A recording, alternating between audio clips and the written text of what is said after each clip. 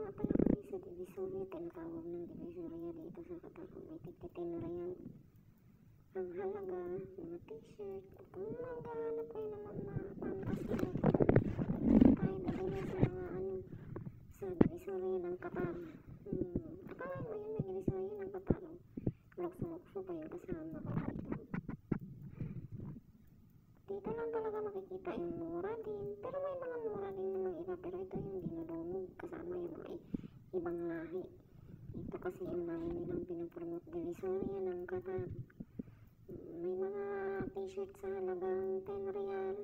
Yan, yung medyas. 10 rial, 15 rial. Mura na, di naman talaga. Kasi nakakabili sa medyo na mura.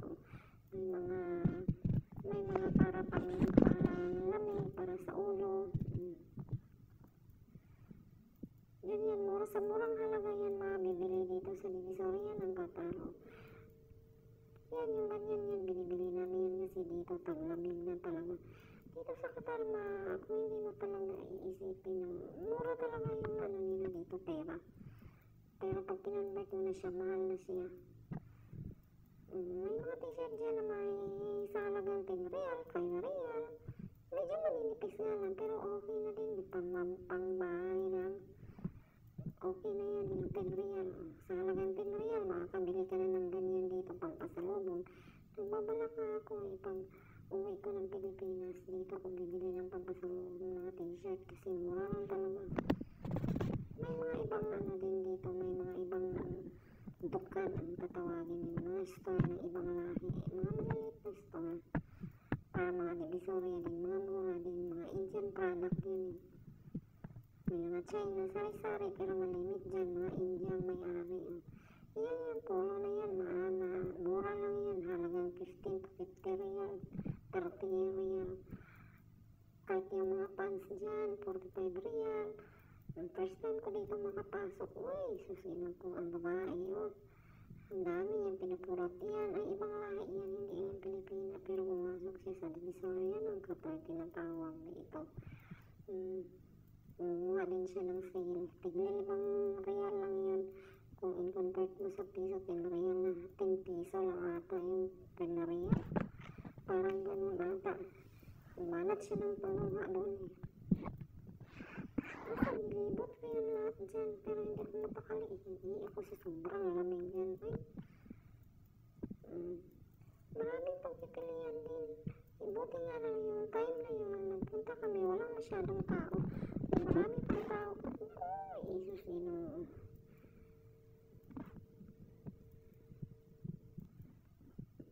may mga pambata, pambabae.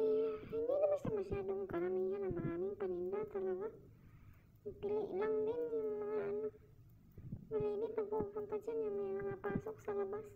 Kasi mura nga yung mga pantalon dyan. Nakabili nga ako ng pantalon dyan. Mura-mura lang. Bagay na bagay din sa akin. Yan sa mga nandito sa Qatar, kung gusto nyo bumili ng mga pasalubong na murahin lang. Ayan na, I love Qatar. Mura lang din yan sa halagang 15 real o 10 real ata yan. Dito na kayo punta sa sa Divisoria ng Qatar. Kung may Divisoria ng Pilipinas, may Divisoria din ng Qatar. Puro lang yan, mga damitan, mga sapatos. Mga sapatos dyan na kasi mura-mura lang din. Kung matsaka ka talagang mamimili, makakapili ka dyan ng mura Tsaka lagi silang nauubusan dyan ng stock kasi maraming nagpo-promote dyan. Divisoria ng Philippines. Divisoria ng Qatar. Ang galing din naman ang nakaisip yan. Ibang lahi ang nagbabantay dyan Tinatawag nila Divisoria ng Qatar. Ako'y naguguluhan kung ano yung Divisoria ng Qatar. Ito lang pala yan. Maliit siya na store. Hindi siya gano'ng kalakihan. Pero mura yung mga product nila.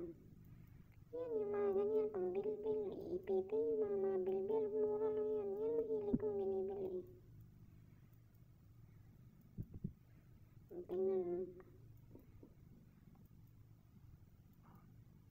Basta huwag mo lang talagang isipin na i-convert yung mga pera kasi mura talaga dito yung mga product nila, mura sa pera nila. Pero pag kinonvert mo, wala nang pag-asa. Mas mahal pa siya. Ako nag-ikot-ikot ako yan. Punta ko sa mga tsinilasan. Kahit saan ako nagpupunta dyan.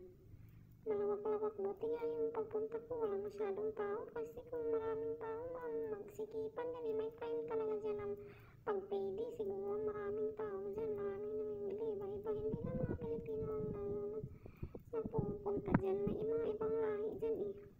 Tsaka ang dami nila mga tendero. Kung magpaputol ka ng, bibili ka ng pantalon, tapos papuputulan mo, libre na dyan. Saan pa ka makakalibre? Dito lang yun sa Divisoria ng Catayo. Yan ang trip ko. Ganda siya sa tiyan. Kasi pati yung sikmura mo, naiipit siya. Yan mga sinusot sa mga nag-i-exercise. Yan lang pala dito. Mura lang ng halaga. Nakakabili din ako niyan. Tinitipid ko lang yung konti kong pera. At least nakabili ako ng kung ano-ano sa sahod ko. Diyos ko, wala na matitira sa sahod. Puro padala. Mahirap ang pag-aaral ng koleyo, lalo pag medical course. Wala matitira sa pera. Laging gipit. Buti nga makakamatiraan ka naman 1,000. Okay na yan sa akin. Libre naman lahat. Diyan iniikot-ikot ko. Pati yung mga pambata. Sus. Marami lang akong pera. Bibili ako ng mga ganyan sa mga pamangkin ko. Kaso wala. Inipit din ako. Yung mga kinukuha ko, yung mga damit lang ditong luma ng mga alaga ko. Kasi libre naman kaysa bibili pa ako sa mga branded yung mga damit ng mga alaga ko. Yan na, ipapakaro kung bibili pa ako. Hindi wala naman akong pambili. Ang ko lang yung pagkargo. Pambayad ng kargo. Diyan makikita sa Divisoria yung mga sapatos na class A. Pero matibay yung class A dito. Para din siya para din original eh. May mga made in Indonesia dyan. Siguro hindi naman siya class A. Ang class A siguro yung mga China. Pero may mga Indonesia dyan eh. Yung Indonesia naman eh, hindi naman siya class A. Indonesia, yun yung magandang product. Indonesia, yung ko lagi nabibili. Made in Indonesia. Pinunuan lang yan. Sa loob tingnan. Hindi mo siya kadaming paninda. May iba nga dyan hinahanap ko, wala dyan eh. Mga abaya, dito ka makakita ng abaya, pero hindi naman gaano Yan yung mga ganyan, 10 real, halagang 10 real, makakabili ka dyan. Sus, kung nabutan niyo pa yung 2020, 13, mas marami pang mura.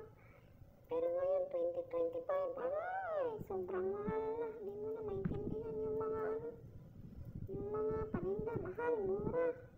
Pili ka na lang talaga ng mura kung anong bibilin mo. Ako ay bibili ng mga panty. Butas-butas na yung mga panty. Joke lang.